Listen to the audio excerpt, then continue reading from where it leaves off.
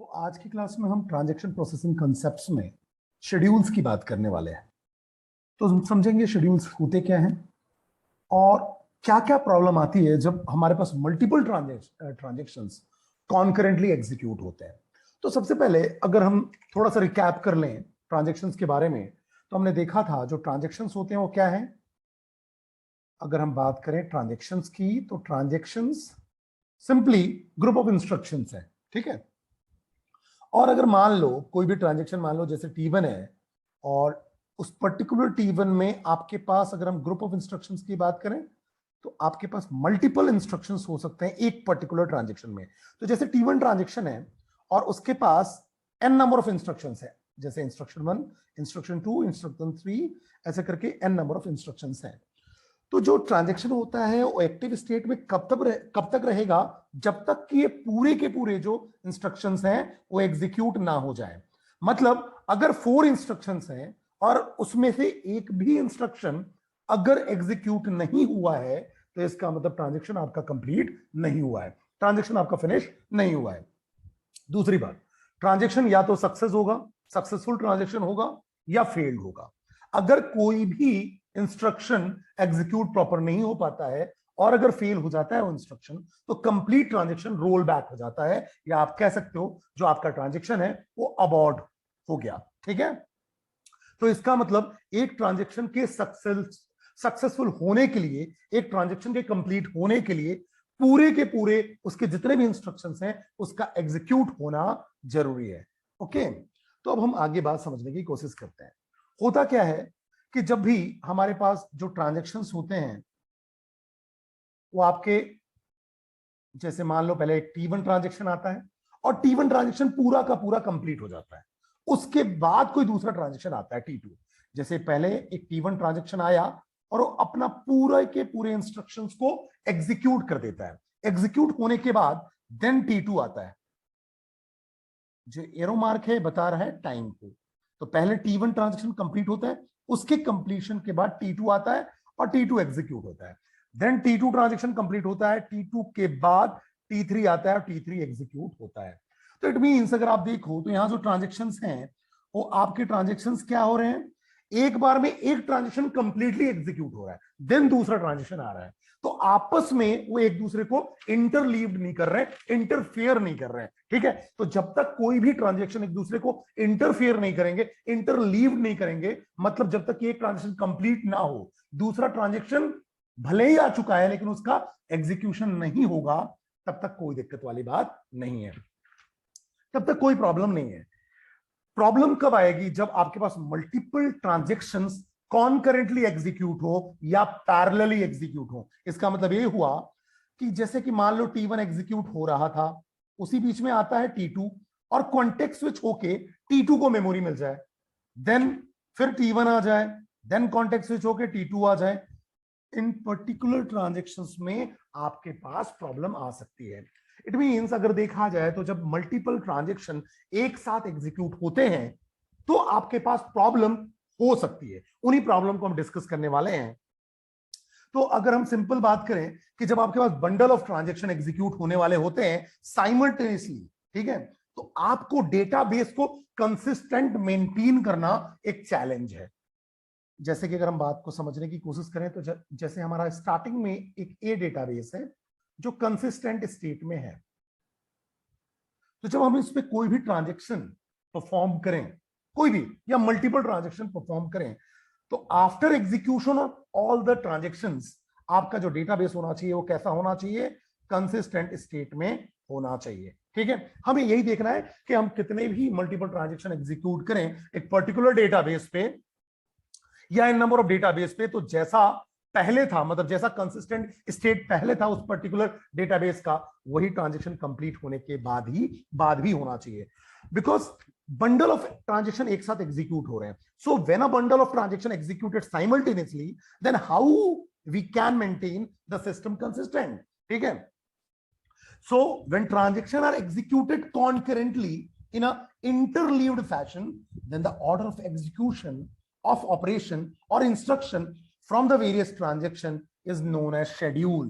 तो ये schedule होता क्या है, अगर मैं इसको सिंपल लेमैन लैंग्वेज में बताऊं तो schedules are the collection of transactions.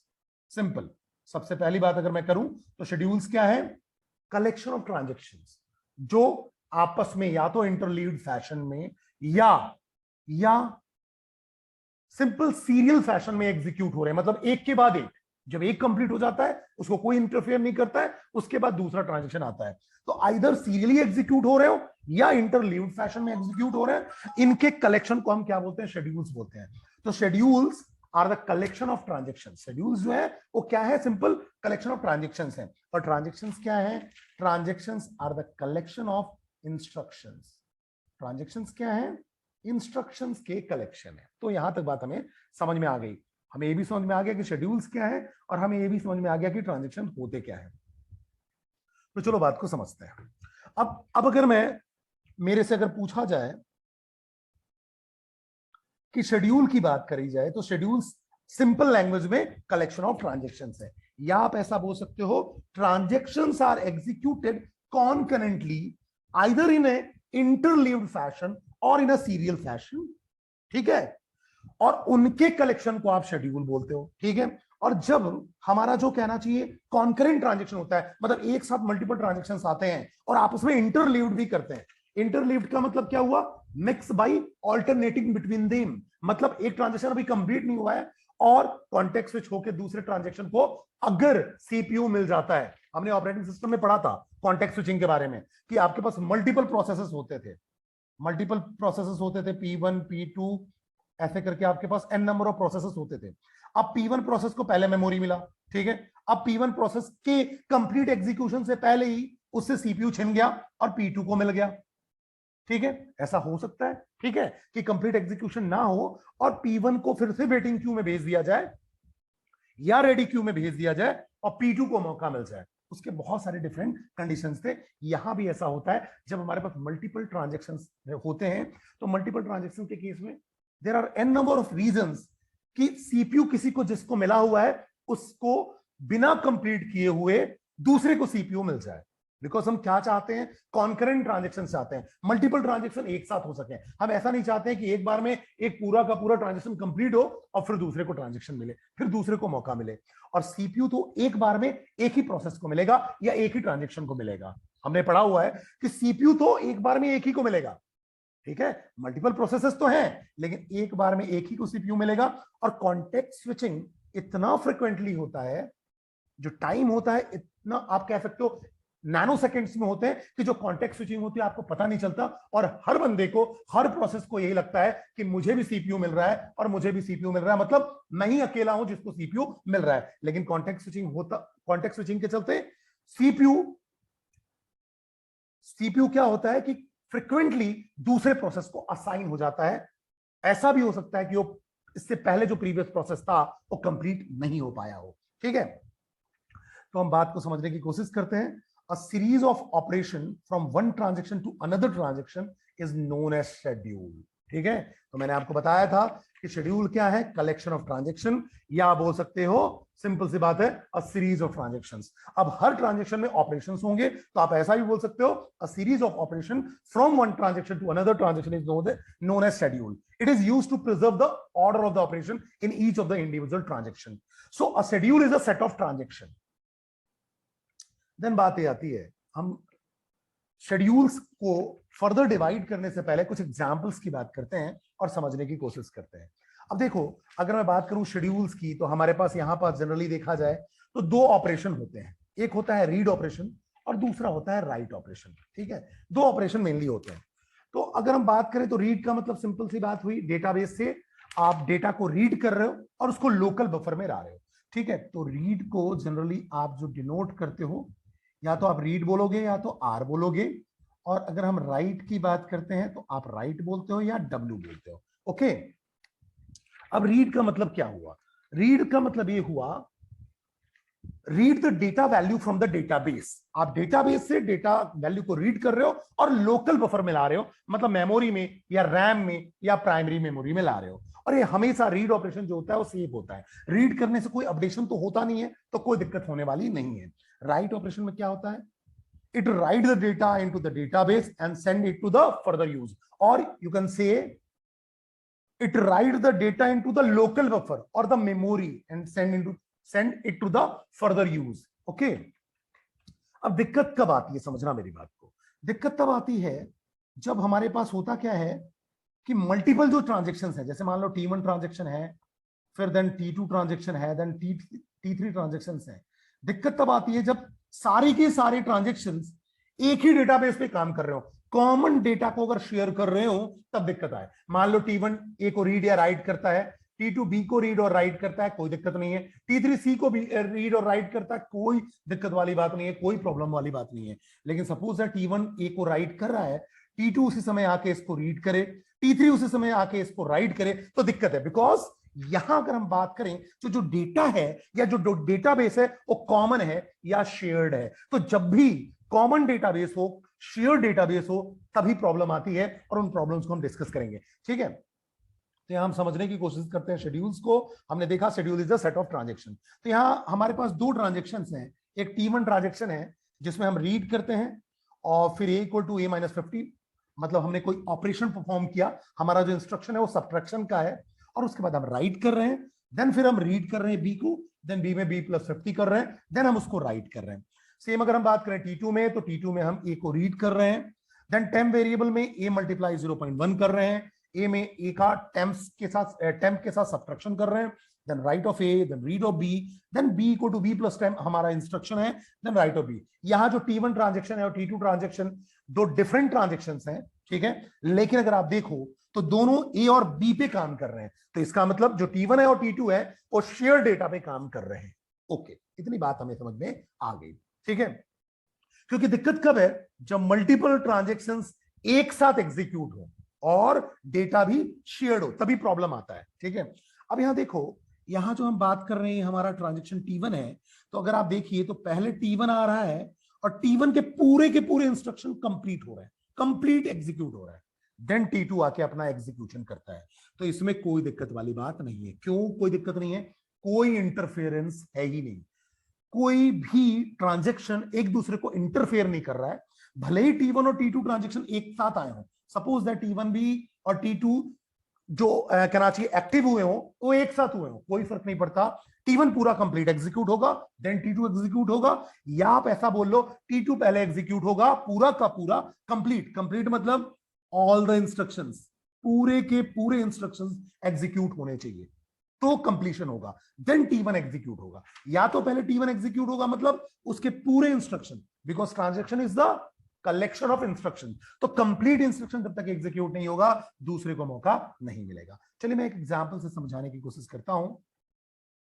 तो यहां हमारा जो ट्रांजेक्शन दिख रहा है, मैंने आपको बताया एक कंप्लीट ट्रांजेक्शन T1 जो है वो कंप्लीट होता है, देन T2 को मौका मिलेगा। ठीक है, तो सबसे पहले यहां हम देखें A और B का ही आप यूज कर रहे हैं, तो A और B के पास जो वैल्यू है, हम मान के चलते हैं कि A की वैल्यू 100 है डेटाबेस में और B की वैल्यू 100 है। डेटाबेस में A की वैल्यू 100 है और B की वैल्यू 100 है। चलिए अच्छी बात है। तो ये तो डेटाबेस में, ये डेटाबेस में मतलब हार्ड डिस्क में जो स्टोर वैल्यूड है, या कहना चाहिए डिस्क में जो स्टोर वैल्यू है, A की 100 है और B की 100 है। ओके, अब जैसे ही आप रीड करोगे, ये जो आप ट्रांजेक्शन की बात कर रहे हो, ट्रांजेक्शन के ऑपरेशन की बात कर रहे हो, कहां होगा? लोकल बफर में, रैम में होता है। ठीक है, तो रैम की हम बात कर रहे हैं, तो चलिए अच्छी बात है। तो रैम में आपने जैसे ही रीड ऑफ ए बोला, ये हम प्राइमरी मेमोरी की बात कर रहे हैं या रैम की बात कर रहे हैं? ठीक है, तो मैं रैम की बात करता हूं। चलो, तो रैम में जैसे ही आपने बोला रीड ऑफ ए, तो डिस्क से आपने रीड किया ए की वैल्यू, और ए आ गया आपका मेमोरी में, और जिसकी वैल्यू कितनी है? 100 है। चलिए, यहां तक बात समझ में आ गई। अब आपने बोला A = A-50, तो आपने क्या किया? ए की वैल्यू को आपने 50 से सब्ट्रैक्ट कर दिया, तो 100 - 50, A की वैल्यू हो गई 50। कितनी हुई? A की वैल्यू 50 हुई। लेकिन ध्यान रखो, एक काम कौन करता है? CPU करता है। तो CPU क्या करेगा? A = A-50 के लिए रजिस्टर का यूज करेगा, और वहां कंप्यूट क्या करेगा? 50 कंप्यूट करेगा। ठीक है, लेकिन रैम में अभी कुछ हुआ नहीं है। यहां इस लाइन से रैम में अभी कुछ नहीं हुआ है। पक्का है आपका इंस्ट्रक्शन कहां एग्जीक्यूट होगा? CPU में, बिकॉज अभी T1 को CPU मिला हुआ है। आप ऐसे समझो, T1 को CPU मिला हुआ है, तो जो कंप्यूटेशन हो रहा है A equal to A minus 50, A आपके CPU के रजिस्टर में हो रहा है, तो CPU के रजिस्टर में A equal to A minus 50 हो गया, मतलब 50 हो गया। लेकिन अभी रैम में एक वैल्यू 100 ही है। जैसे ही आपने राइट ए बोला, WA का मतलब राइट ए, जैसे ही राइट ए बोला, रैम में ए की वैल्यू 50 हुई। डिस्क में नहीं हुआ, यहां डिस्क में कुछ भी नहीं हुआ चेंज। डिस्क में ए की वैल्यू 100 है, बी की वैल्यू 100 है, मतलब आपके पास परमानेंट जो भी स्टोर्ड वैल्यू है वो 100 ही है, लेकिन लोकल बफर में ए की वैल्यू कितनी हो गई? 50 हो गई। चलिए अच्छी बात है। देन आपने बोला रीड ऑफ बी, जैसे आपने रीड ऑफ बी बोला तो बट ऑब्वियसली लोकल बफर में चेक करेगा, तो लोकल बफर में बी अभी आया ही नहीं है, तो रीड ऑफ बी कहां से रीड करेगा? डिस्क से रीड करेगा। ठीक है, सबसे पहले लोकल बफर चेक होगा, लोकल बफर में वो नहीं मिलेगा तो कहां से रीड हुआ? डिस्क से। जैसे ए की वैल्यू जब हम रीड ऑफ ए बोल रहे थे तो लोकल बफर में होगा ही नहीं, तो कहां से रीड होके आएगा? डिस्क से आएगा। पर आपका जो परमानेंट हार्ड डिस्क है जहां ये डेटा स्टोर्ड है परमानेंटली, वहां से रीड होके आएगा। तो जैसे ही मैंने रीड ऑफ बी बोला तो बी की वैल्यू रीड होके आई, और बी की वैल्यू कितनी है? 100। तो अब प्राइमरी मेमोरी में बी की वैल्यू या रैम में आपके पास आ गया बी की वैल्यू 100। आपने बोला B equal to B plus 50, तो अगेन इसको सीपीयू मिला, सीपीयू मिला हुआ है T1 ट्रांजेक्शन को, तो सीपीयू के रजिस्टर में जो कंप्यूटेशन होगा वो क्या कंप्यूटेशन होगा? 100 प्लस 50। तो बी की वैल्यू 100 प्लस 50 हुआ, लेकिन अभी रैम में कुछ नहीं हुआ है, इनके रजिस्टर में हुआ है। रैम में कब होगा? जब आप राइट ऑफ बी बोलोगे। तो जैसे ही आपने राइट ऑफ बी बोला, बी की वैल्यू अपडेट हो गई, रैम में अपडेट हुआ है, ध्यान रखना, और बी की वैल्यू हो गई 150। यहां तक बात मुझे समझ में आ गई। ठीक है, अब याद करो, आपको अगर स्टेट को देखना है कि जो आपका ट्रांजेक्शन है वो कंसिस्टेंट है या नहीं है। ये पूरी जो हम शेड्यूलिंग की बात कर रहे हैं या ट्रांजेक्शन की बात कर रहे हैं, हम कंसिस्टेंसी के लिए बात कर रहे हैं। मतलब अगर आपका ट्रांजेक्शन कंसिस्टेंट है, सॉरी, अगर आपका जो शेड्यूल है या कहना चाहिए आपका जो डेटाबेस है वो अगर कंसिस्टेंट है, स्टार्टिंग में कंसिस्टेंट है, तो कोई भी ऑपरेशन परफॉर्म हो, कोई भी ट्रांजेक्शन परफॉर्म हो, बाद में भी ट्रांजेक्शन के एग्जीक्यूट होने के बाद भी आपका डेटाबेस कंसिस्टेंट होना चाहिए। इसको चेक करने के लिए हम क्या करते हैं, स्टार्टिंग में देख लो ट्रांजेक्शन की वैल्यू कितनी है। अगर हम ए प्लस बी करें तो ए प्लस बी से हमारा ट्रांजेक्शन की वैल्यू हो रही है 200। तो फाइनली जब हमारे ट्रांजेक्शन कंप्लीट हो जाए तो भी 200 होना चाहिए। ठीक है, तो यहां पर मेरे पास ए की वैल्यू अब अपडेट हो गई है 50 और बी की वैल्यू अपडेट हो गई है 150। ठीक है, लेकिन ध्यान रखो, जब तक हम कमिट ऑपरेशन परफॉर्म नहीं करते हैं डेटाबेस में कुछ भी स्टोर नहीं होता है। जब तक आप कमिट ऑपरेशन परफॉर्म नहीं करते हो डेटाबेस में कोई अपडेशन नहीं होता है। एक केवल राइट करने से लोकल बफर में अपडेट होता है, केवल लोकल बफर में। जैसे ही आप कमिट ऑपरेशन परफॉर्म करते हो तो परमानेंटली डेटाबेस में भी आपका जो कहना चाहिए अपडेशन है वो परफॉर्म हो जाएगा। चलिए अच्छी बात है। अब मैंने यहां से रीड करना चालू किया T2, अब T1 कंप्लीट हो गया। देखो यहां अब मैं T2 रीड, T2 आएगा, ट्रांजेक्शन T2 आया क्योंकि T1 कंप्लीट हो गया। अब रीड ऑफ ए करेगा। जैसे ही रीड ए करेगा तो क्या रीड करेगा? कहां से रीड करेगा? सबसे पहले रीड होता है लोकल बफर से, रैम से या मेमोरी से। अगर वहां नहीं मिला तब जाता है वो हार्ड डिस्क के पास। ठीक है, तो अभी वैल्यूज कहां है? लोकल बफर में देखो। ठीक है, तो अब मैंने बोला read of A, read of A क्या करेगा? ए की वैल्यू 50 हो गई है, रैम में 50 हुई है, हार्ड डिस्क में नहीं हुई है, तो ए की वैल्यू 50 रीड हो गया बिकॉज इसको रैम में मिल गया, प्रीवियस जो वैल्यू थी वो मिल गया, तो रीड क्या कर लेगा? 50 रीड कर लेगा। चलिए अच्छी बात है। अब आपने बोला temp equal to A.0, A multiply 0.1, तो अब एक टेम्प वेरिएबल है जो 50 इंटू 0.1 कर रहा है। ठीक है, 50 इंटू 0.1, तो ये सीपीयू अभी किसको मिला हुआ है? T2 को। एक बार में एक ही को सीपीयू मिलता है, T2 को सीपीयू मिला, तो सीपीयू के रजिस्टर में टेम्प की वैल्यू A इंटू 0.1 हो रहा है।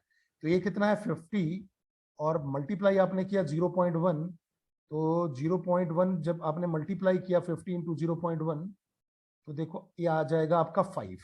ठीक है, तो सीपीयू के रजिस्टर में 5 आ गया, ध्यान रखना, सीपीयू के रजिस्टर में 5 आ गया। रैम में कुछ भी नहीं है क्योंकि अभी रैम में आपने राइट नहीं किया टैम्प को, तो रैम में कुछ भी नहीं है, ध्यान रखना, रैम में नहीं है, बस सीपीयू के रजिस्टर में टेम्पररी वेरिएबल जो है वो अपडेट हो गया 5, और आपने रजिस्टर में ही बोला ए equal to A minus temp, तो A equal to A minus temp मतलब ए की वैल्यू हो गई, टेम्प अभी 5 हो चुका है, और आपने बोला ए equal to A minus temp, A है 50, तो 50 माइनस 5, 50 माइनस 5, ए हो गया, ए की वैल्यू हो गई 45, लेकिन ये भी सीपीयू के रजिस्टर में हुआ है, ये सीपीयू के रजिस्टर में हुआ है। जैसे ही राइट ए करोगे तो पुरानी वैल्यू लोकल बफर में जो 50 था उसकी जगह ए की वैल्यू अब हो गई, नई वैल्यू आ गई 45। यहां तक बात मुझे समझ में आ गई। जैसे ही राइट करोगे, देन आपने बोला रीड ऑफ बी, जैसे ही रीड बी करोगे तो रीड बी क्या करके देगा, अगर सबसे पहले चेक करेगा लोकल बफर को, लोकल बफर में नहीं मिला तब जाके वो चेक करता है डेटाबेस में। तो बी लोकल बफर में है, देखो तो बी इक्वल टू 150 रीड कर लिया इसने, बी हो गया 150। अब आपने बोला B equal to B plus temp, तो बी प्लस टैम्प का मतलब बी कितना है 150, और टैम्प आपके रजिस्टर में पड़ा ही हुआ है, कितना पड़ा हुआ है 5, तो कितना हो गया 155। अब आप कर दोगे राइट बी, जैसे ही राइट बी करोगे बी की वैल्यू अपडेट हो जाएगी और ये हो जाएगा 155। ठीक है 155। सपोज दैट इसके बाद मैंने कर दिया कमिट, जैसे ही कमिट करोगे डेटाबेस में वैल्यू हो गई, अब जाके डेटाबेस में चेंज होगा, जो लोकल बफर की वैल्यूज हैं वो जाके अब डेटाबेस में अपडेट होगी। तो ए की वैल्यू फाइनल अपडेट हुआ 45 और बी की वैल्यू फाइनल अपडेट हुआ 155। तो ए हो गया यहाँ 45 और बी हो गया 155। मैंने आपको बताया कि जब मैंने स्टार्ट किया था डेटाबेस पे ट्रांजेक्शंस तो ए प्लस बी 200 था, तो मैं कंप्लीट कर चुका हूं ट्रांजेक्शन, दोनों ही ट्रांजेक्शन। तो अगर मैं ए प्लस बी करूंगा तो 200 ही आना चाहिए। देखिए 155 प्लस 45, 155 प्लस 45 तो कितना हो रहा है 200। इसका मतलब ये जो डेटाबेस है वो कंसिस्टेंट है। यही मेनली हमें चेक करना है कि जब हम शेड्यूल्स परफॉर्म कर रहे हैं, मतलब हम जब किसी भी डेटाबेस पे डिफरेंट ट्रांजैक्शंस ऑपरेट कर रहे हैं या ट्रांजैक्शन एग्जीक्यूट कर रहे हैं, तो before and after, before the transaction and after the transaction database consistent होना चाहिए, वैल्यू सेम होनी चाहिए। तो यहां इस पर्टिकुलर एग्जांपल में हमारे पास जो डेटाबेस है वो कंसिस्टेंट है। मुझे दिख रहा है कि डेटाबेस कंसिस्टेंट है। क्यों कंसिस्टेंट है? क्योंकि बिफोर और आफ्टर जो वैल्यूज हैं ए प्लस बी की वो दोनों ही सेम है। तो यहां तक बात मुझे समझ में आ गई, यहां तो कोई कंफ्यूजन नहीं है। आगे बढ़ने की कोशिश करते हैं। तो अब आगे समझने की कोशिश करते हैं। अब अगर देखो तो अब मैंने क्या कर दिया, T2 ट्रांजेक्शन पहले लिया हुआ है। देखो सबसे पहले मैंने T2 ट्रांजेक्शन ले लिया और फिर T1 ले लिया, कोई फर्क नहीं पड़ता। अब मैं सबसे पहले T2 को कंप्लीट करूंगा देन T1 को कंप्लीट करूंगा। ठीक है, तो चलिए अच्छी बात है, एग्जाम्पल से समझते हैं। फिर से मैंने क्या किया, देखो यहाँ दोनों जो हैं वो ए और बी को शेयर कर रहे हैं। ठीक है, तो सेम आपके पास डेटा है जिसको शेयर किया जा रहा है। ठीक है, लेकिन ट्रांजेक्शंस यहां पास कैसे हैं, सीरियल ऑर्डर में है। एक ट्रांजेक्शन जब तक कंप्लीट नहीं होगा दूसरा उसको इंटरफेयर नहीं कर रहा है। ठीक है, तो स्टार्टिंग में मैं मान लेता हूं ए की वैल्यू 100 है और बी की वैल्यू 100 है। ठीक, अब यहां सबसे पहले जो है ए ट्रांजेक्शन, सॉरी सबसे पहले T2 ट्रांजेक्शन यहां पर फिनिश होगा। ठीक है, बिकॉज देखो T2 पहले, ये जो आपको लाइन दिख रहा है ये आपका सिंपल टाइमलाइन बताता है कि पहले कौन एग्जीक्यूट हो रहा है।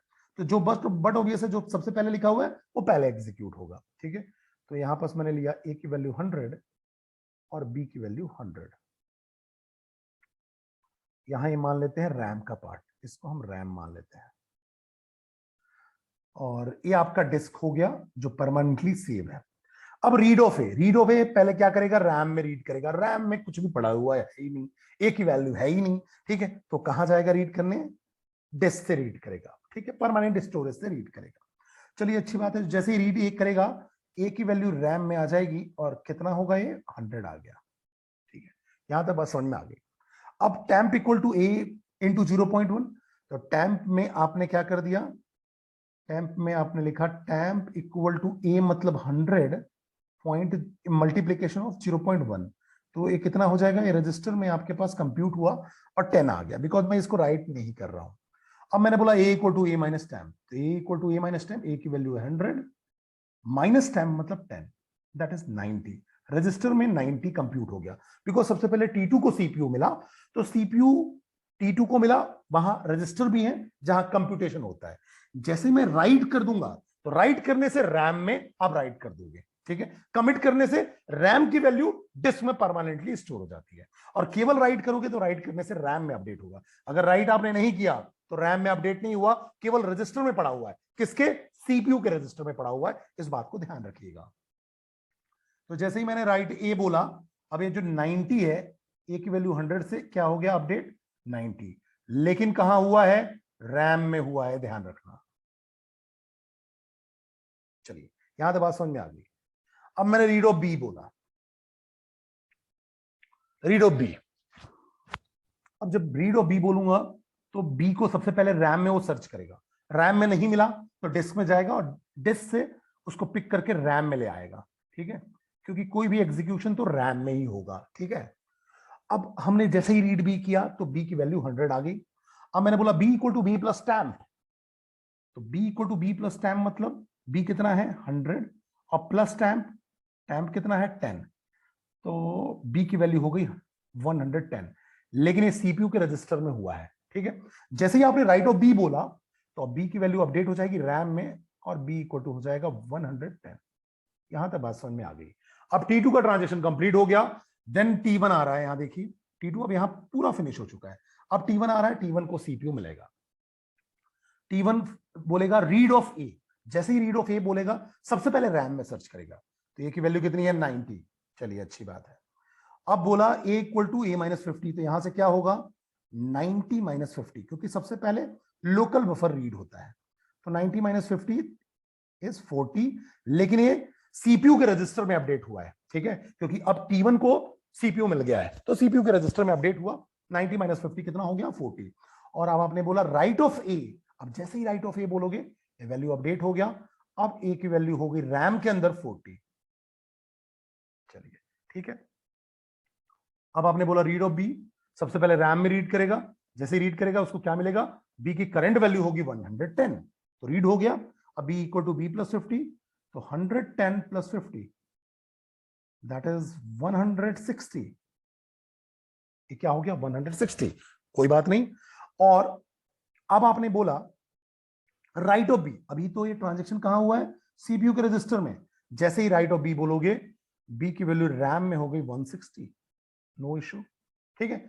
अब आपने बोला कमिट, जैसे ही आपने कमिट बोला तो क्या होगा, ये जो भी रैम में आपके पास, ये तो आपका हट चुका है, जो भी रैम में वेरिएबल्स हैं वो परमानेंटली जाके स्टोर हो जाएंगे डिस्क में, तो ए की वैल्यू अपडेट हो जाएगी 40 और बी की वैल्यू अपडेट हो जाएगी 160। तो आपके ट्रांजेक्शंस के पहले ए प्लस बी कितना था 100 plus 100 that is 200, and transaction के बाद ए की वैल्यू है 40 और बी की वैल्यू है 160, तो ट्रांजेक्शन के बाद ए प्लस बी कितना है 40 प्लस 160 जो कि 200 हो रहा है, इसका मतलब आपका जो कहना चाहिए सिस्टम है वो कंसिस्टेंट स्टेट में है, ठीक है। आप चाहते भी यही हो कि सिस्टम आपका कंसिस्टेंट रहे, सिंपल सी बात है, आप ये पूरी चीजें क्यों पढ़ रहे हो जिससे आपका सिस्टम कंसिस्टेंट रहे, ठीक है। आप इतनी चीजों को ध्यान में क्यों रख रहे हो, ये सारे कैलकुलेशन क्यों हो रहे हैं, जिससे कि आप देख पाओ कि हमारा जो डेटाबेस था वो कंसिस्टेंट था, हमारा जो सिस्टम था वो कंसिस्टेंट था, तो आफ्टर ऑल द ट्रांजेक्शन के कंप्लीट होने के बाद भी हमारा डेटाबेस कैसा होना चाहिए, कंसिस्टेंट होना चाहिए। तो यहां आप देख रहे हो आपका सिस्टम कैसा है, कंसिस्टेंट है, ठीक है। तो अगर हम बात को समझें तो अब हम बात समझ सकते हैं कि शेड्यूल्स जो होते हैं वो आपके क्या है, सेट ऑफ ट्रांजेक्शंस हैं, और इनको दो टाइप में हम डिवाइड कर सकते हैं। पहला होता है सीरियल शेड्यूल, ठीक है, पहला क्या होता है, अगर मैं इसके आपको लास्ट में ले चलूं तो देखो शेड्यूल इन डीबीएमएस में दो टाइप के शेड्यूल्स हैं, सीरियल शेड्यूल और non serial schedule. Serial schedule किसको कहते हैं समझते हैं। सीरियल शेड्यूल में होता क्या है, जिसमें एक ट्रांजेक्शन जब तक फिनिश नहीं होगा दूसरे को मौका नहीं मिले, जब तक एक ट्रांजेक्शन पूरा का पूरा कंप्लीट ना हो जाए दूसरे को मौका ना मिले, that is called serial schedule. So the serial schedule is a type of schedule where one transaction is executed completely before starting of the another transaction. तो किसी भी दूसरे ट्रांजेक्शन के स्टार्ट होने से पहले पहला ट्रांजेक्शन अगर कंप्लीटली कंप्लीट होता है, it means that particular schedule is serial. यहां देखो पूरा का पूरा जो कहना चाहिए पहला ट्रांजेक्शन है उनके पूरे इंस्ट्रक्शंस जो हैं वो एग्जीक्यूट हो रहे हैं, तब जाके T2 स्टार्ट होता है, ठीक है। और इसमें there is not any risk of consistency. सबसे मेजर एडवांटेज जो सीरियल शेड्यूल का है, कोई रिस्क ही नहीं है कंसिस्टेंसी की। क्यों? क्योंकि कोई भी ट्रांजेक्शन एक दूसरे को इंटरफेयर नहीं कर रहे हैं। अगर आप यहां देखो तो यहां ऐसा नहीं हो रहा है कि कॉन्टेक्स्ट स्विचिंग हो रही है, जब T1 है तो T1 पूरा एग्जीक्यूट होगा तब T2 के पास जाएगा, मतलब तब जाके T2 को सीपीयू मिल रहा है। ऐसा नहीं हो रहा है कि T1 के दो आपके इंस्ट्रक्शन एग्जीक्यूट हुए, देन T2 के पास कॉन्टेक्स्ट स्विच हो गया, देन T2 को सीपीयू मिल गया, ऐसा नहीं हो रहा है। तो इसको हम बोलेंगे सीरियल शेड्यूल। तो जितने भी मैंने एग्जांपल बताए आप देखो ये सीरियल शेड्यूल के थे, यहां क्या हो रहा है, पहले T2 पूरा एग्जीक्यूट हुआ, देन T1, तो इसको क्या बोलेंगे, सीरियल शेड्यूल। यहां अगर आप देखो तो मैंने जो बताया उसमें सबसे पहले T1 कंप्लीट हुआ, देन T2, तो ये सारे शेड्यूल्स कैसे हैं, सीरियल शेड्यूल है। और आपको मैंने एग्जांपल से भी दिखाया कि इसमें before the transaction and after the transaction आपका जो डेटाबेस है या जो सिस्टम है वो कंसिस्टेंट है। क्यों? क्योंकि कोई एक दूसरे को इंटरलीव नहीं कर रहे, कोई कॉन्टेक्ट स्विचिंग नहीं हो रही है, ठीक है। भले ही दोनों ट्रांजेक्शन एक टाइम पे आए, लेकिन एक बार में एक ही फिनिश होगा, either T1 either T2, no interference, no interleaving of the instruction. That's why the system is consistent, or you can say the database is in consistent state before the transaction and after the transaction. And this is your main aim. यही आपका main goal है, यही आपका main M है कि आपका database consistent रहे before and after the transaction. तो सीरियल शेड्यूल का मेजर एडवांटेज यही है। अब इसकी दिक्कतें क्या है, समझो मेरी बात को। आपको ये बात तो समझ में आ गई कि शेड्यूल क्या है, ठीक है। अब आपको सीरियल शेड्यूल भी समझ में आ गया। तो अगर हम शेड्यूल की बात करें तो it is a set of transactions, ठीक है। तो अब अगर आप देखो, जब शेड्यूल जो है वो आपका कैसा है, सेट ऑफ ट्रांजैक्शन है विच आर एग्जीक्यूटेड कॉन्करेंटली, ठीक है। अब कॉन्करेंट भी एग्जीक्यूशन हो सकता है ना, साइमल्टेनियस एग्जीक्यूशन भी हो सकता है, पैरेलल एग्जीक्यूशन भी हो सकता है, ठीक है।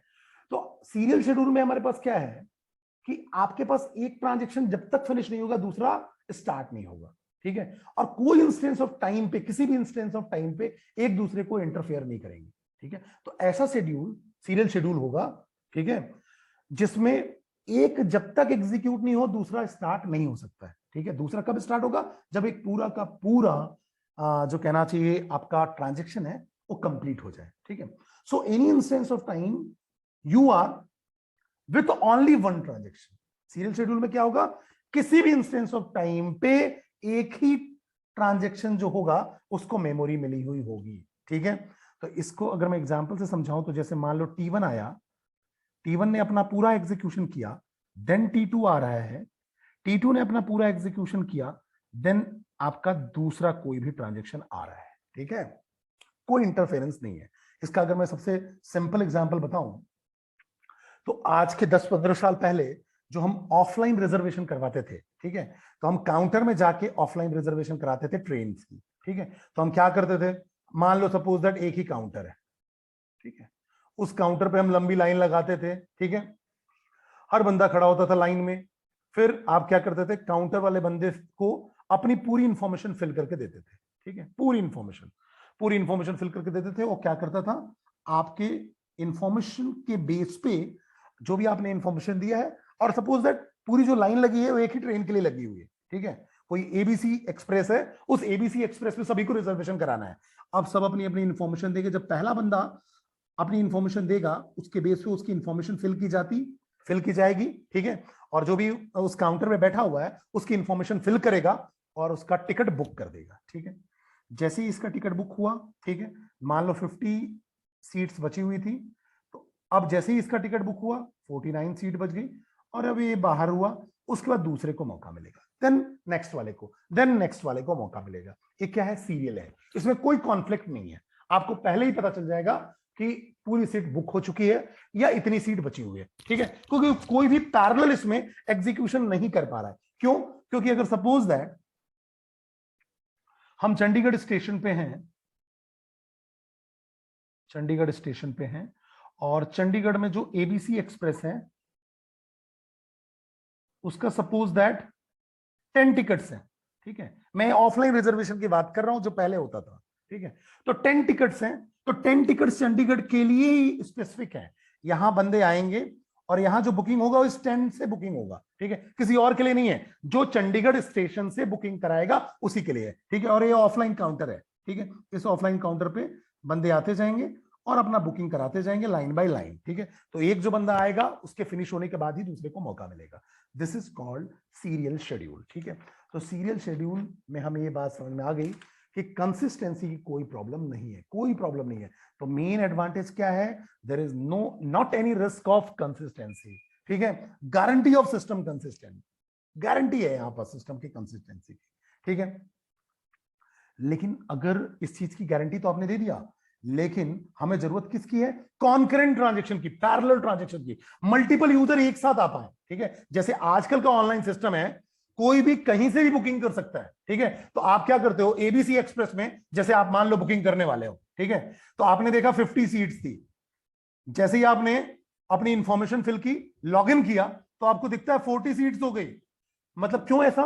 क्योंकि ऑनलाइन अलग अलग जगह से, पूरे ग्लोब से, पूरे वर्ल्ड से, हर जगह से आईआरसीटीसी के वेब पेज से या आईआरसीटीसी के ऐप से कोई भी बंदा बुकिंग कर सकता है। तो क्या हो रहा है, ऑटोमेटिकली अपडेट होता जा रहा है, कॉन्करेंट ट्रांजेक्शन हो रहे हैं, कॉन्करेंट यूजर क्या हो रहा है, बुकिंग कर सकते हैं, ठीक है। तो यहां हमें चाहिए क्या, कॉन्करेंसी की। लेकिन सीरियल शेड्यूल में कंसिस्टेंसी तो है, लेकिन कॉन्करेंट ट्रांजेक्शन नहीं है, एक बार में एक ही ट्रांजेक्शन एग्जीक्यूट होगा। So there is no concurrency, only one transaction is executed at a time. दूसरी बात, अगर T1 जो ट्रांजेक्शन आता है, जैसे मैं एग्जांपल से बात करूं कि चंडीगढ़ रेलवे स्टेशन की बात की मैंने, ठीक है, और वहां एबीसी एक्सप्रेस का कितने सीट से 10 कोटा था, उस पर्टिकुलर स्टेशन पे 10 का कोटा था, ठीक है। अब एक बंदा आता है और उसको क्या है, 9 रिजर्वेशन करवाने हैं, तो अब आराम से पूरी इंफॉर्मेशन फिल करके देगा, 9 के 9 रिजर्वेशन जब हो जाएंगे, उसके बाद दूसरे को मौका मिलेगा। इसका मतलब वेटिंग टाइम भी लंबा है। अगर T1 का काम ज्यादा है, T1 का जॉब ज्यादा है, तो बट ऑब्वियस जो T2 को है वो वेट लंबा करना पड़ेगा, T2 का जो वेटिंग टाइम होगा वो ज्यादा हो सकता है। क्यों? क्योंकि बाकी को वेट करना पड़ेगा, भले ही दोनों एक ही टाइम पे आए हो, उससे कोई फर्क नहीं पड़ता। अब T1 ट्रांजेक्शन जब तक कंप्लीट नहीं होगा, T2 को मौका नहीं मिलेगा। तो दूसरा डिसएडवांटेज क्या है, वेटिंग टाइम। तो पहला डिसएडवांटेज हुआ there is no concurrency, only one transaction is executed at a time, और दूसरा है वेटिंग टाइम हाई है, वेटिंग टाइम हाई है, ठीक है। और दूसरी हमें कॉन्करेंसी की जरूरत तो है ही, ठीक है। तो अब हम नेक्स्ट बात करते हैं कि हमको इतनी बात तो समझ में आ गई कि सीरियल शेड्यूल में कंसिस्टेंसी की कोई प्रॉब्लम नहीं है, ठीक है। लेकिन usually you allow multiple transactions to run concurrently. हमारे आज के सिनारियो में बात की जाए, जितने भी हमारे ऑनलाइन वेबसाइट्स हैं, ऑनलाइन ऐप हैं, कोई भी उसको यूज कर सकता है, ऑनलाइन बुकिंग कर सकता है, जैसे मूवी की बुकिंग है, ठीक है, ट्रेन की बुकिंग है, ठीक है, फ्लाइट्स की बुकिंग है, ऑनलाइन कोई भी बुकिंग कर सकता है। तो it is usually allow multiple transaction to run concurrently. अब अगर मल्टीपल ट्रांजेक्शन कॉन्करेंटली रन करेंगे एंड आप उसको अलाउ करोगे, ठीक है, तो मल्टीपल ट्रांजेक्शन डेटा को अपडेट करने की भी कोशिश करेंगे, और अगर डेटा शेयर्ड है then it cause several complexity with the consistency of the data। तो हो सकता है प्रॉब्लम क्या हो सकती है, डेटा कंसिस्टेंसी की प्रॉब्लम हो सकती है। इजी क्या है, इजी तो आपका सीरियल शेड्यूल है जो हमने पढ़ा। मैंने आपको बताया शेड्यूल दो टाइप के हैं, सीरियल और नॉन सीरियल। नॉन सीरियल को हम पैरेलल शेड्यूल भी बोलते हैं या कॉन्करेंट शेड्यूल भी बोलते हैं। इजी तो यह है कि एक बार में एक ट्रांजेक्शन एग्जीक्यूट हो जाए, ठीक है, एट ए टाइम एक ही ट्रांजेक्शन एग्जीक्यूट होगा, देन उसके बाद दूसरा एग्जीक्यूट हो। लेकिन इससे हमारा काम नहीं चल पाएगा, हमें तो कॉन्करेंसी की जरूरत है, कॉन्करेंट ट्रांजेक्शन की जरूरत है। लेकिन कॉन्करेंट ट्रांजेक्शन में आपको दिक्कत क्या है, it may cause, or you can say it can cause several complex complications with the consistency of the data, ठीक है। लेकिन कॉन्करेंसी की जरूरत इसलिए है बिकॉज हम रिसोर्स का प्रॉपर यूटिलाइजेशन कर पाए। याद करो मल्टी प्रोग्रामिंग की, वैसा ही है जैसा मल्टी प्रोग्रामिंग होता था, मल्टीपल प्रोग्राम्स एक बार में एक साथ एग्जीक्यूट हो सकते थे। होता ऐसा नहीं था कि एक बार में सारे प्रोग्राम को सीपीयू मिल जाए, सीपीयू तो एक बार में एक ही को मिलेगा, लेकिन कॉन्टेक्स्ट स्विचिंग होता रहता था। तो इसलिए आपको लगता था, हर प्रोग्राम को ये लगता था या हर प्रोसेस को ये लगता था कि मुझे ही सीपीयू मिला हुआ है, ठीक है। तो आप चाहते कैसा हो, मल्टी प्रोग्रामिंग जैसा चाहते हो, जिससे कि रिसोर्स प्रॉपर यूटिलाइज हो पाए, वेटिंग टाइम कम से कम रहे, सभी को ऐसा लगे कि हाँ मुझे मौका मिल रहा है, ठीक है, और थ्रूपुट इंप्रूव हो पाए। तो तीन मेन रीजन है। पहला रीजन है अगर देखा जाए तो रिसोर्स यूटिलाइजेशन का, ठीक है, रिसोर्स यूटिलाइजेशन। तो रिसोर्स यूटिलाइजेशन का पहला रीजन है यूटिलाइजेशन, ठीक है। दूसरा रीजन है वेटिंग टाइम रिड्यूस करना है आपको। कॉन्करेंट ट्रांजेक्शन का दूसरा रीजन है कि वेटिंग टाइम को रिड्यूस करो। थर्ड, थ्रूपुट इंप्रूव होगा अगर कॉन्करेंट ट्रांजेक्शन होंगे, ठीक है। किसी को वेट मत कराओ ना, तो वैसे ही जो परफॉर्मेंस है वो आपका इंप्रूव हो जाएगा। तो तीन रीजंस हैं, resource utilization, reduction of waiting time and throughput improvement करना है तो कॉन्करेंट ट्रांजेक्शन की बात करनी पड़ेगी, नॉन सीरियल शेड्यूल की बात करनी पड़ेगी, या पैरेलल शेड्यूल की बात करनी पड़ेगी। चलिए अच्छी बात है। तो अगर सेवरल ट्रांजेक्शन अगर कॉन्करेंट रन करेंगे, ठीक है, तो डेटाबेस की कंसिस्टेंसी जो है वो डिस्ट्रॉय हो सकती है, ठीक है, हो सकती है, जरूरी नहीं है कि हर बार ही ऐसा हो, ठीक है, मतलब ऐसा जरूरी नहीं है कि जब मल्टीपल ट्रांजैक्शन कॉन्करेंट एग्जीक्यूट हो रहे हैं तो हर बार डेटाबेस आपका इनकंसिस्टेंट ही हो जाए, ऐसा जरूरी नहीं है, ठीक है, लेकिन कंसिस्टेंसी कैन बी डिस्ट्रॉयड, ठीक है, हो सकता है, ठीक है। तो जब एक ट्रांजैक्शन का कोई इंस्ट्रक्शन एग्जीक्यूट हो रहा हो और उसी समय दूसरे ट्रांजैक्शन का एग्जीक्यूशन चालू हो जाए या दूसरा ट्रांजैक्शन का इंस्ट्रक्शन एग्जीक्यूट होना चालू हो जाए, कॉन्टेक्स्ट स्विचिंग हो जाए, तो उसको हम बोलते हैं नॉन सीरियल शेड्यूल।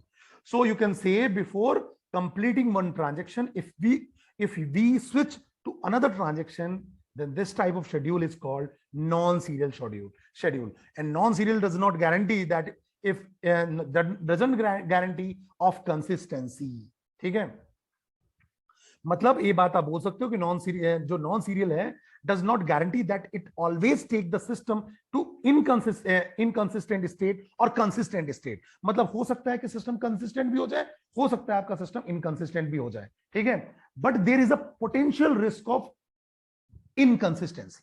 लेकिन अगर नॉन सीरियल शेड्यूल है तो रिस्क है कि आपका डेटाबेस इनकंसिस्टेंट हो जाए।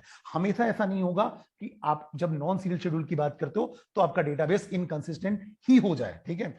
सो अगर आप देखो यहां पास T1 ट्रांजैक्शन है, रीड और राइट ऑपरेशन हुआ, अब T1 से T2 को मिल गया, यहां देखो कॉन्टेक्स्ट स्विचिंग हो गया, पहले T1 को सीपीयू मिला हुआ था, अब कॉन्टेक्स्ट स्विच होकर T2 को सीपीयू मिल गया, अब इसके रीड और राइट ऑपरेशन परफॉर्म हो रहे हैं, देखिए, ठीक है।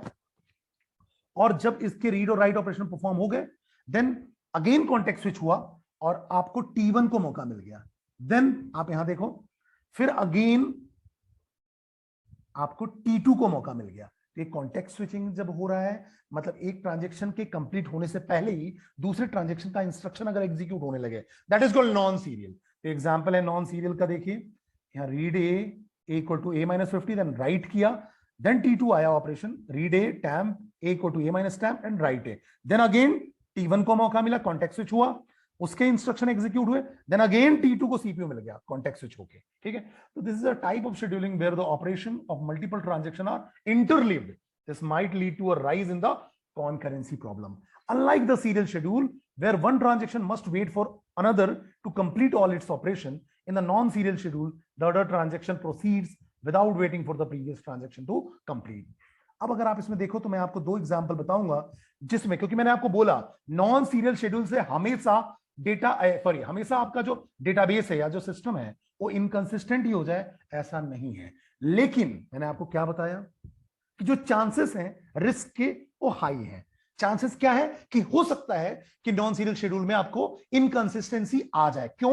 क्योंकि एक का रीड या राइट ऑपरेशन चल रहा था, उसके बीच में ही आपने राइट परफॉर्म कर दिया, अपडेट करने की कोशिश की, तो हो सकता है जब उसको दूसरा रीड करे तो राइट परमानेंटली सेव ही नहीं हुआ है लोकल बफर में और आपने रीड कर लिया, तो जो आप रीड करोगे या जो राइट करोगे वो करंट वैल्यू पे ना करके प्रीवियस वैल्यू पे कर दो, तो हो सकता है जो आपका डेटाबेस है उसमें कोई ना कोई वैल्यू जो है वो अनरीड रह जाए, प्रॉपरली रीड ना हो पाए या प्रॉपर अपडेट होने से पहले ही कोई रीड या राइट ऑपरेशन परफॉर्म हो जाए, तो मे भी चांसेस हैं कि आपका क्या कहते हैं इनकंसिस्टेंसी आ जाए, ठीक है। और you can say there is a potential risk of inconsistency. Okay, example से समझने की कोशिश करते हैं। जैसे हम इस ट्रांजैक्शंस की बात करते हैं, ठीक है, सबसे पहले मैं सेम एग्जांपल लूंगा।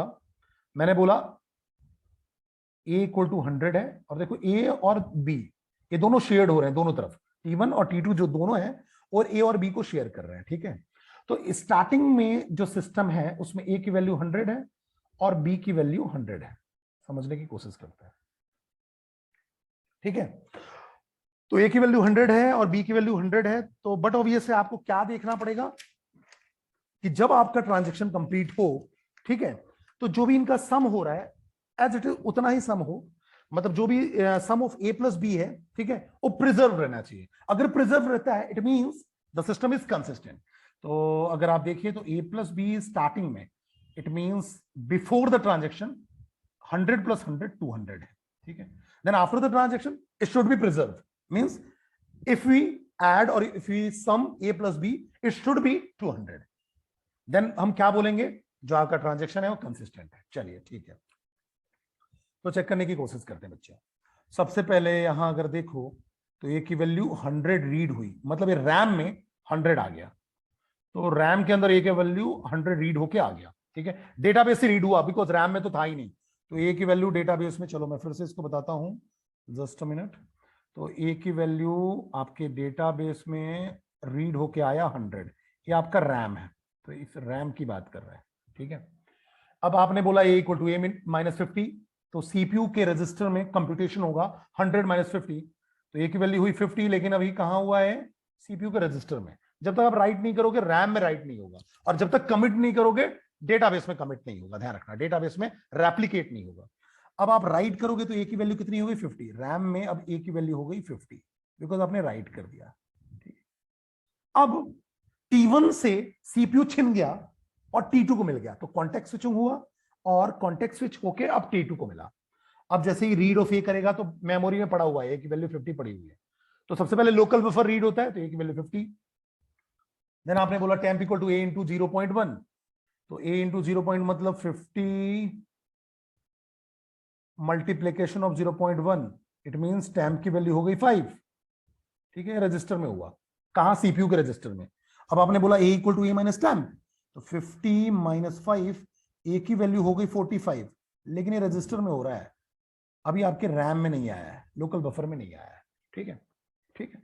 अब आपने बोला राइट ऑफ ए, तो राइट ऑफ ए करने से अब रैम के अंदर राइट होगा और ए की वैल्यू अपडेट होके 45 हो गया। चलिए, यहां तक बात मुझे समझ में आ गई। अब आपने बोला रीड ऑफ बी, रैम में रीड करेगा, बी की वैल्यू है ही नहीं, तो डेटाबेस में जाएगा, डेटाबेस में ए की वैल्यू तो अभी भी 100 पड़ी हुई है और बी की वैल्यू 100 है। ठीक है, अब आपने जैसे रीड ऑफ बी बोला तो बी की वैल्यू हो गई 100, रैम के अंदर रीड होके आ गया 100। अब आपने बोला B equal to B plus 50, तो 100 प्लस 50 कितना हो गया, 150। और अब आपने राइट ऑफ बी बोला, यहां तक तो ये सीपीयू के रजिस्टर में काम हो रहा है, क्यों, क्योंकि यहां तक काम T2 को मिला हुआ था सीपीयू, यहां से सीपीयू छिना और T1 को मिल गया। अब B equal to B plus 50 compute कहां हुआ, सीपीयू रजिस्टर में 150 आ गया और राइट ऑफ बी से 150 अपडेट हुआ, तो अब बी की वैल्यू, करंट वैल्यू क्या हो गई, 150। चलिए, यहां तक भी बात मुझे समझ में आ गई। इसके बाद यहां से सीपीयू छिनता है, कॉन्टेक्स्ट स्विचिंग होती है और फिर से T2 को मिलता है, फिर से T2 को मौका मिलेगा, फिर से T2 को मौका मिला। चलिए, अब आपने बोला रीड ऑफ बी, रैम से रीड होगा 150, क्योंकि रैम में आ चुका है, और B equal to B plus temp बोला आपने, B equal to B plus temp, तो बी प्लस टैम्प का मतलब हुआ 150 और टैम्प की वैल्यू है देखो यहां 5, तो 5, तो राइट ऑफ बी आपने बोला, तो बट ऑब्वियसली अपडेट हो जाएगा रैम में, तो बी की वैल्यू हो गई 155 और पूरा ट्रांजेक्शन आपका कंप्लीट हो गया।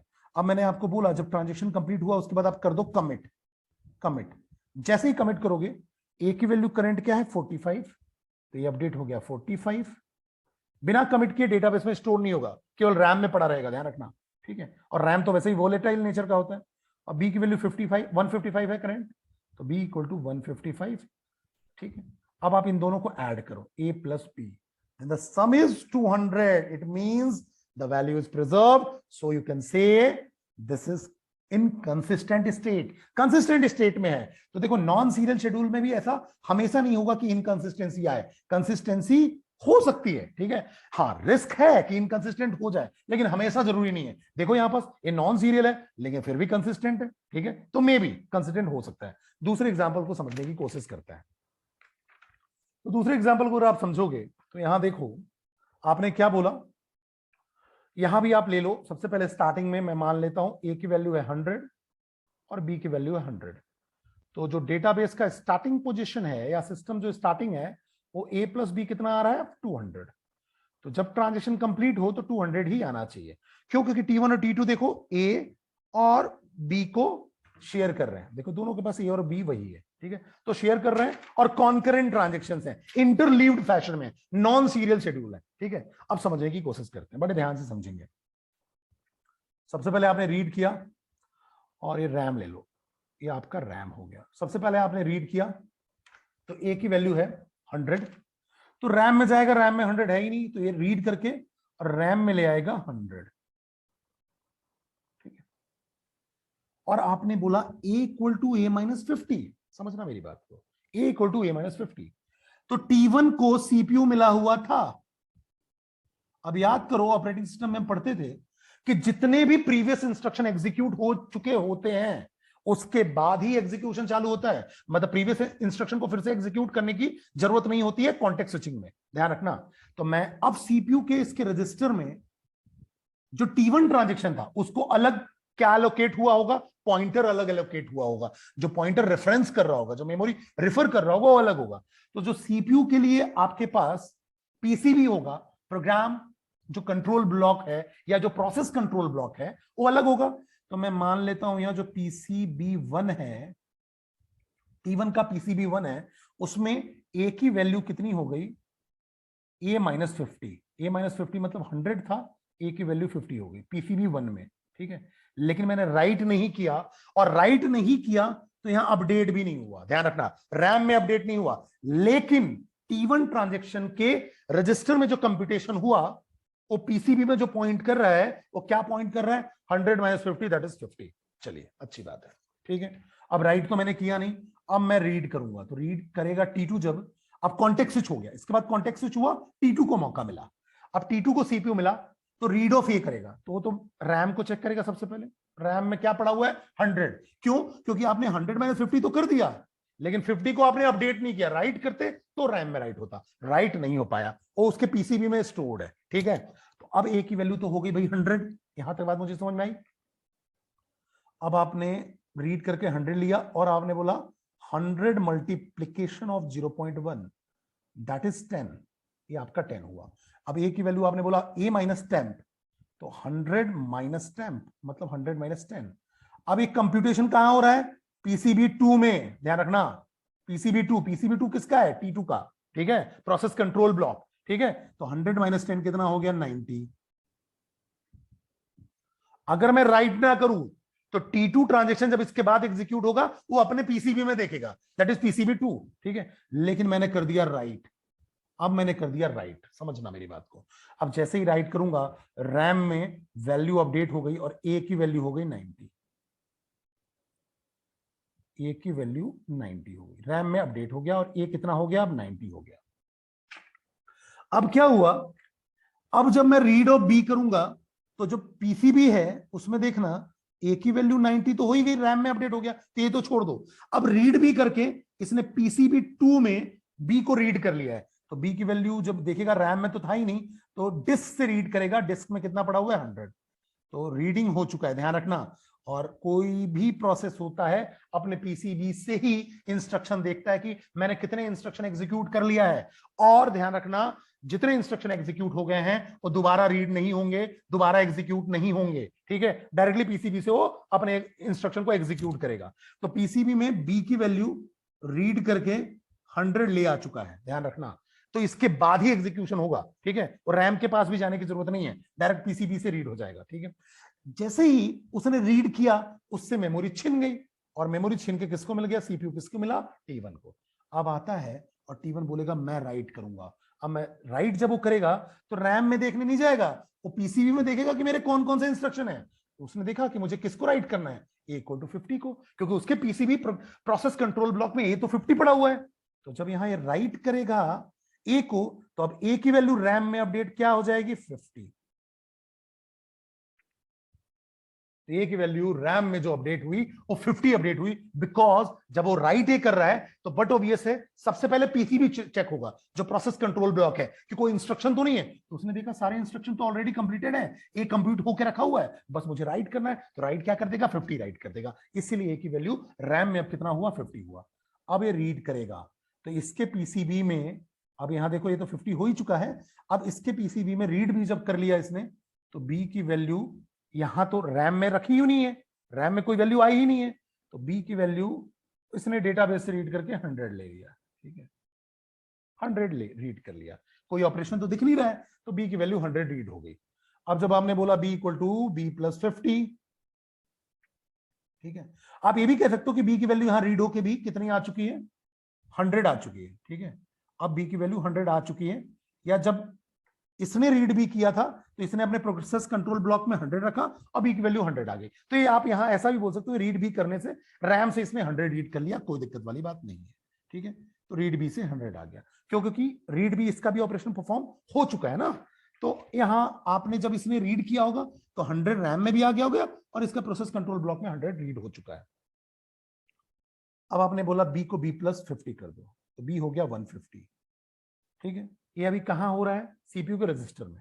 जैसे ही राइट बी किया, बी की वैल्यू यहां अपडेट हो गई, अब बी हो गया 150। ये देखते चलो, बी कितना हो चुका है? 150 हो चुका है, ठीक है। यहां तक बात समझना, ठीक है। अब आता है, इससे अब मेमोरी छिन जाती है, ठीक है, और ट्रांजेक्शन T2 को मौका मिलता है। T2 को देन मौका मिलता है। जैसे ही T2 को मौका मिलेगा, बोलेगा B equal to B plus temp, तो वो क्या चेक करेगा? सबसे पहले प्रोसेस कंट्रोल ब्लॉक को।